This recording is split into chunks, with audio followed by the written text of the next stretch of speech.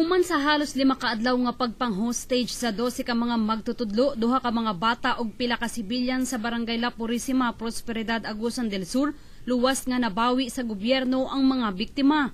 Tungod niini giila sa National Police Commission ang malampusong operasyon sa kapulisan ug Local Crisis Management Committee. Walay kinabuhing nakalas ug wala usab na angol sa mga biktima.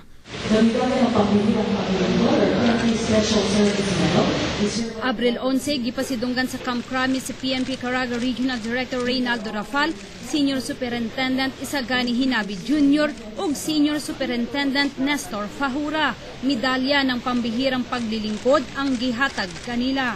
Samtang nakadawat usab og plaque of recognition sila Agusan del Sur Governor Adolf Edward Plaza, Prosperidad Mayor Alvin Magdamit, Father Lito Clase o PSWD Officer Josefina Bahade.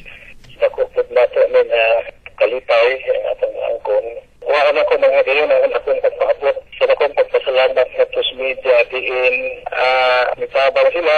Ado may bahayang mga pagsabot. Ado may pasensya. Sa same time, napaabot sa mga katawhan ang dagan sa pagkatapos. Sa pagkakaroon, nagpabiling gawas noon ang mga nang hostage, 15 ang gitudlong leader sa grupo, mao si Kenken Perez, samtang balhog gihapon sa presuhan si Ondo Perez. Medyes Patrol sa Caraga.